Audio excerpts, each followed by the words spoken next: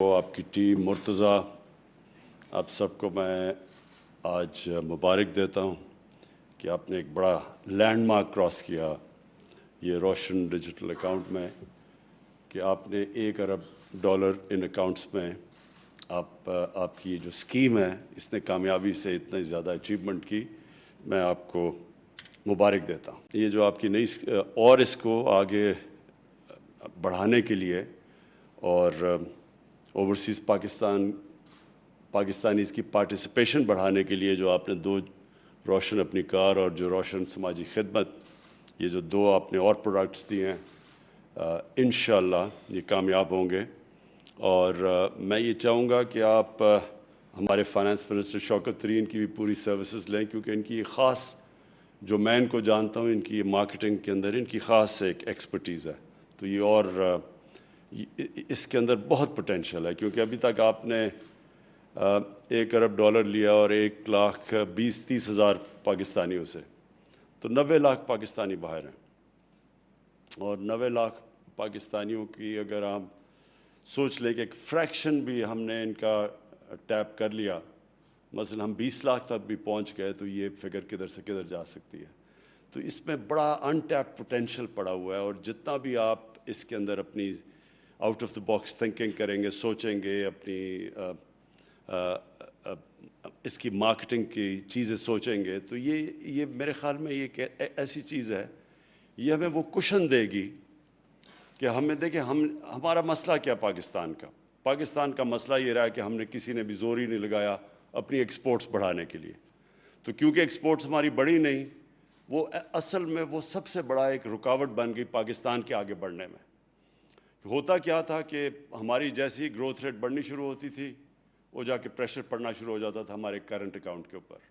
وہ جیسی وہ ڈیفیسٹ کے اوپر جانا شروع ہوتا تھا، ساری جو ہماری گروتھ ریٹ ہے وہ اس لیے رکتی تھی. وہ جو بوم اور بس سائیکل تھا کہ ہمیں پھر ڈالرز کی کمی ہوتی تھی، کیونکہ جیسی جیسی گروتھ ریٹ بڑھتی تھی امپورٹس بڑھتی تھی، ڈالرز کی کمی ہوتی تھی، ایکسپورٹس بڑھتی نہیں تھی. تو جیسے ڈالرز کی کمی آتی تھی ہمیں IMF کے پاس جانا پڑتا تھا. اور ابھی تک غالباً ہم کو پچھلے 30 سالوں میں کم از کم 20 دفعہ تو جا چکے ہیں IMF کے پاس. اور یہ ہماری ایک بڑا المیہ رہا ہے کہ کسی نے لانگ ٹرم پلاننگ نہیں کی. تو جب تک ہم اپنی ایکسپورٹس کو اس لیول پہ نہیں لے کے جاتے جس لیول پہ کہ وہ ہماری امپورٹ سے زیادہ ہم اپنی ایکسپورٹس بڑھائیں، تب تک ہمارے پاس صرف راستہ ہی ایک ہے کہ ہم اوورسیز پاکستانی جو ہمارا بہت بڑا ایسٹ پڑا ہوا ہے، اس کو کسی طرح ہم اس ایسٹ کو ٹیپ کریں.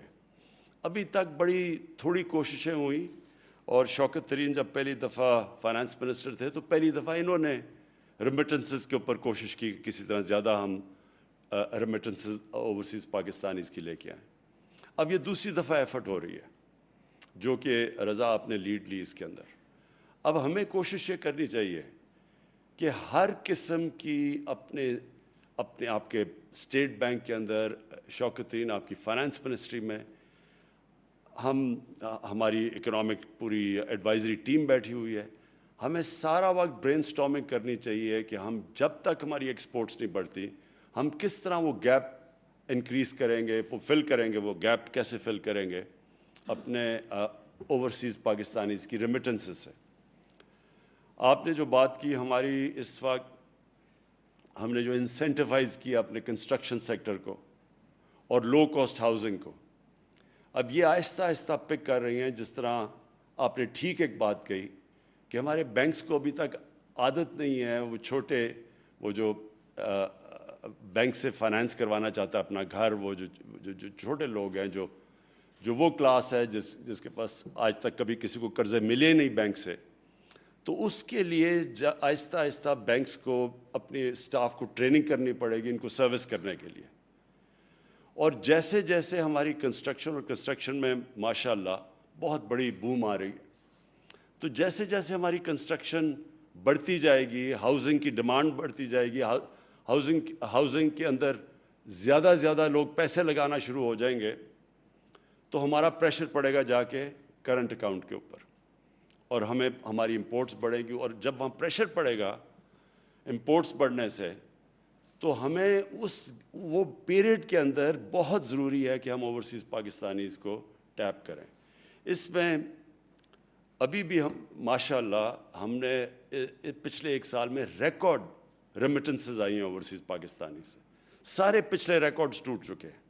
لیکن یہ بھی جس طرح ورڈ وہ ایکسپریشن استعمال کرتے ہیں ٹپ آف دی آئس برگ, یہ بہت ابھی تھوڑی سی ہے جو کہ ہم ان کو ٹیپ کر سکتے ہیں.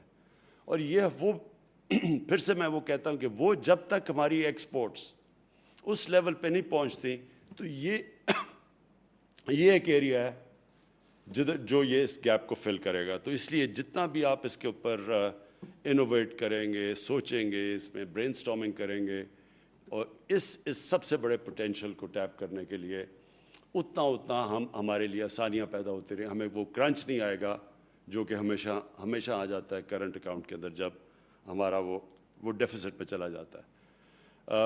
اور ہم سب جانتے ہیں کہ جب آپ کا کرنٹ اکاؤنٹ ڈیفیسٹ میں جاتا ہے تو سب سے بڑا پرابلم ہمیں یہ آتا ہے, ہمارے روپے پہ پریشر پڑنا شروع ہو جاتا ہے. اور جب روپے پہ پریشر پڑتا ہے تو سب کچھ ہماری جو گروتھ ریٹ ہے سب افیکٹ ہو جاتی ہے. جس میں جو ایک چیز افیکٹ ہوتی ہے انویسٹمنٹ, فارن انویسٹمنٹ. کیونکہ جب لوگوں کو یہ انسرٹنٹی ہو جاتی ہے کہ روپے کی اسٹیبلٹی نہیں ہے تو وہ جو باہر سے جو لوگ انویسٹ کرنا چاہتے ہیں وہ پھر ان کے لیے آسان ہوتا ہے. اگر انہوں نے ڈالر میں پیسہ رکھ لیا, ان کو کیا ضرورت پڑی انویسٹ کرنے کے لیے, تو وہ پھر ساری ہماری فیوچر گروتھ ریٹ, ملک کا فیوچر اکانومی کی گروتھ, وہ سب افیکٹ ہو جاتی ہے. تو اس لیے یہ روشن ڈیجیٹل بڑا امپورٹنٹ ہے ہمارے لیے. بینکس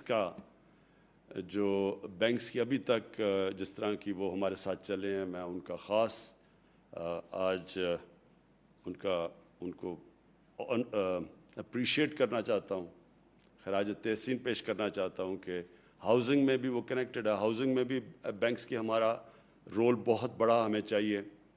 اور دوسرا یہ جو اٹریکٹ کرتے ہیں ہم اوورسیز پاکستانیز کی ریمیٹنسز میں, اس میں بھی بہت بڑا چاہیے.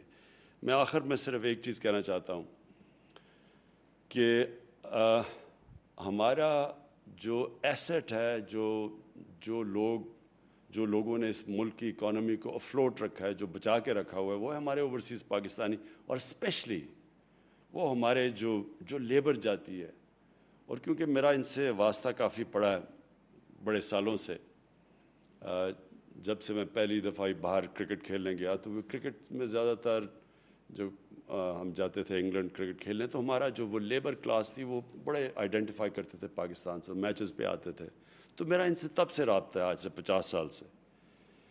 تو مجھے افسوس سے کہنا پڑتا ہے کہ ہمارے جو ایمبیسیز ہیں وہ جس طرح ان کو اپریشیٹ کرنا چاہیے ان محنت کش لوگوں کو جو خون پسینہ ایک کرتے ہیں. اور مجھے تو پتہ ہے کہ بیچارے کئی دفعہ 12 گھنٹے کام کرتے ہیں, ایکسٹرا شفٹس لگاتے ہیں, پیسے بچا کے اپنی فیملیز کو بھیجتے ہیں, اور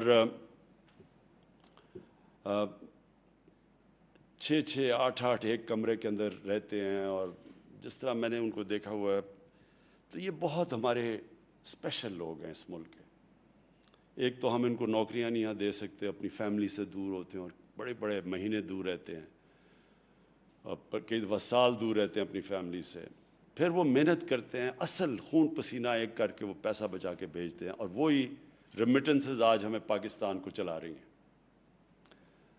تو میں آج اسی پلیٹ فارم سے اپنی ایمبیسیز کو ایک پیغام دینا چاہتا ہوں جو باہر ہیں, کہ آپ کی جو سب سے امپورٹنٹ ڈیوٹی ہے وہ ان کا دھیان رکھنا ہے جو ہماری پاکستان کی لیبر وہاں کام کر رہی ہے, جو مزدور طبقہ ہے.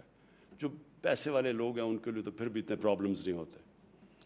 مجھے پتہ چلا کہ سعودی عربیہ کے اندر ہماری ایمبیسی نے جو ان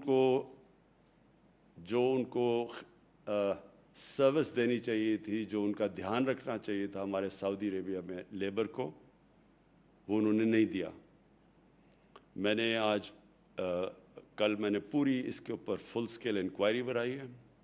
ایمبیسڈر کے اوپر پوری میں انکوائری کروا رہا ہوں. میں زیادہ سٹاف وہاں واپس بلوا رہا ہوں پاکستان.